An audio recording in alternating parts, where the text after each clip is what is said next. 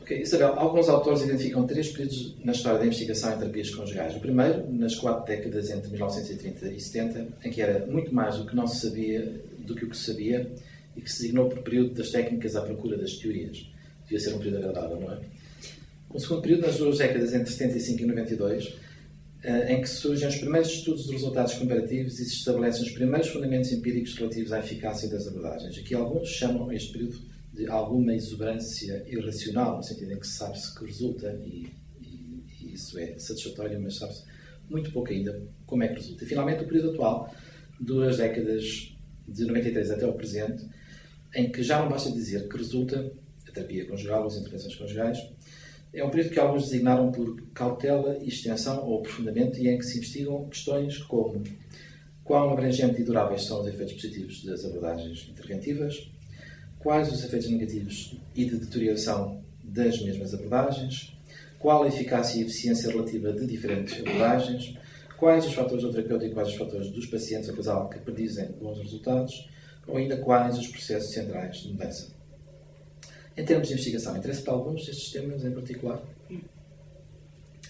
Bom, em termos de investigação, eu sou mais dada à investigação no âmbito da psicologia da família do que na terapia, por enquanto, propriamente. Em todo caso, se eu investigasse tanto processos terapêuticos, há um aspecto que tenho assim uma ideia até um pouco mais concretizada, apesar de não ter de momento qualquer intenção de ir por aí.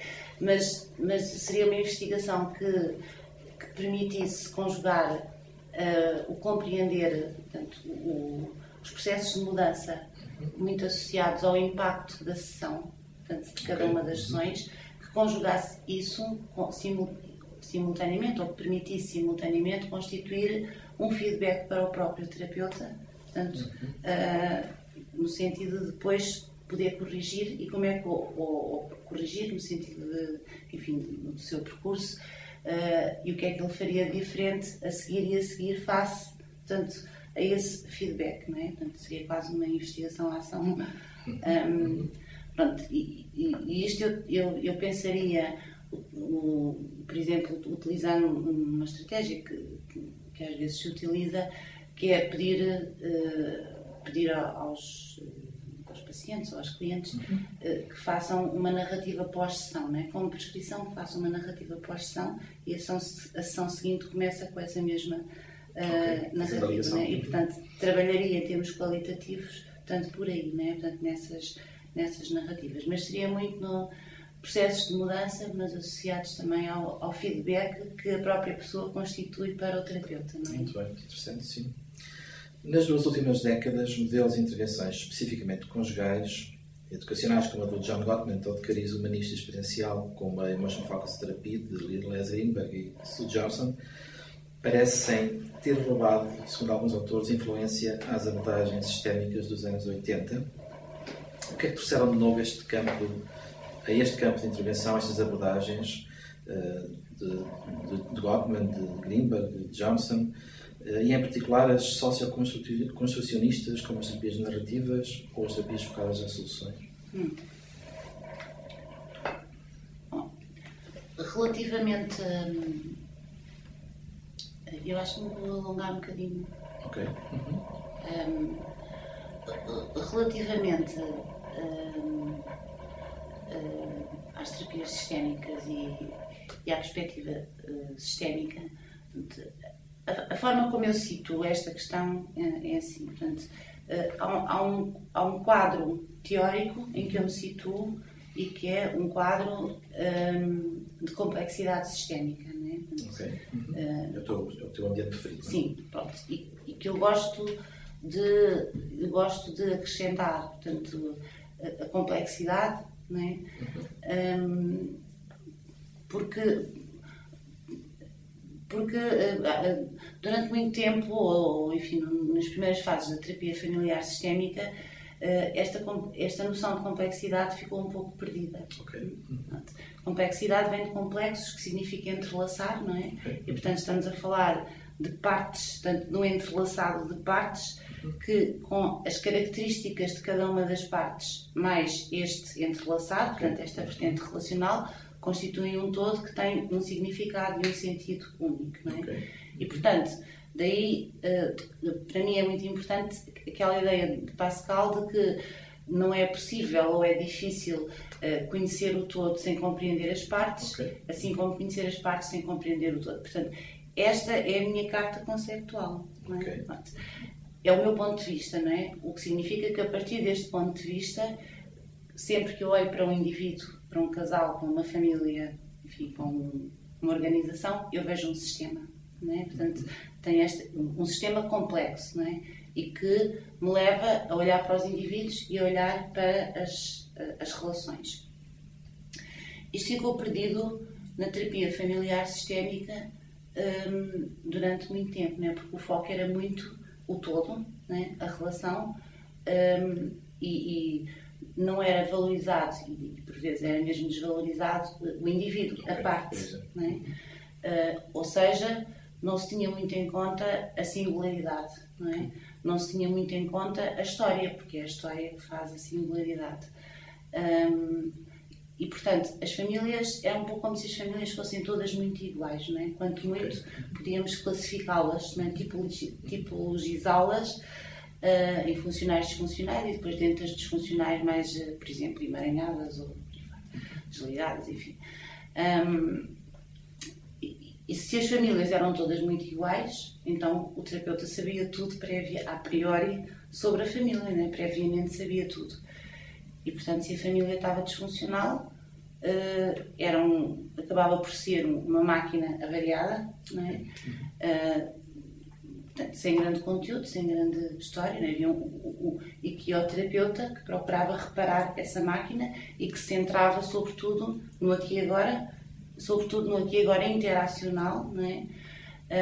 Sem valorizar muito os conteúdos e sem valorizar a dimensão temporal, não é?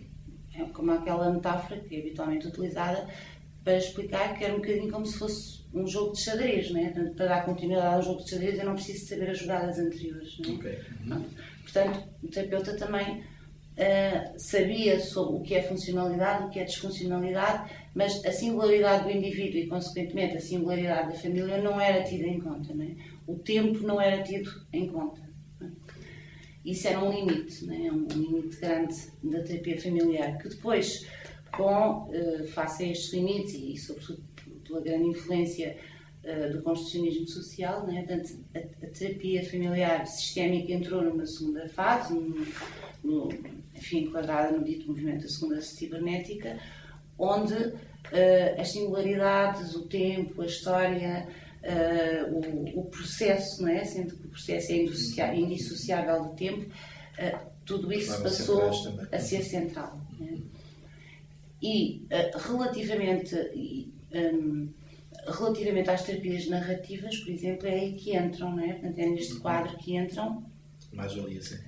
E que é uma mais-valia enorme e, a meu ver, completamente compatível e a vários níveis com este ponto de vista sistémico, não é? Porque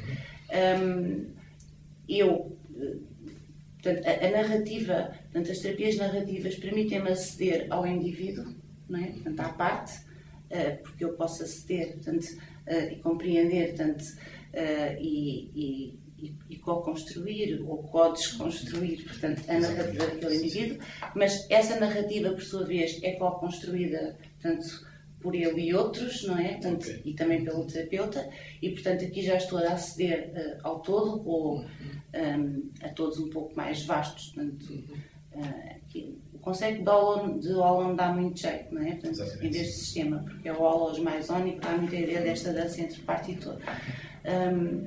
E, portanto, estas terapias narrativas, para mim, são muito consistentes e muito compatíveis com este ponto de vista sistémico. E depois também porque, através do questionamento pela narrativa, eu posso coagir, portanto, com o sistema, mais ao nível cognitivo, ou mais ao nível emocional, ou mais ao nível comportamental, não é? Portanto, onde se toca depois também é onde se toca mais, né? Depois também é muito em função daquilo que a família traz, daquilo que está em causa, do próprio estilo. Precisamente, como é que vês a interação com este teu quadro conceptual? Como é que vês a integração das emoções e tudo o que se sabe hoje em dia, com base nas neurociências das emoções, e nomeadamente do modelo terapia das emoções, do Les Wimmer? Como é que vês a integração nesse quadro conceptual sistémico? Faz-me todo o sentido, não é? Porque é um bocadinho aquela ideia... Outro Wallen, não é? Sim, quer dizer, faz-me todo sentido, porque as emoções acabam por ser a tal força organizadora de tudo, não é? Portanto,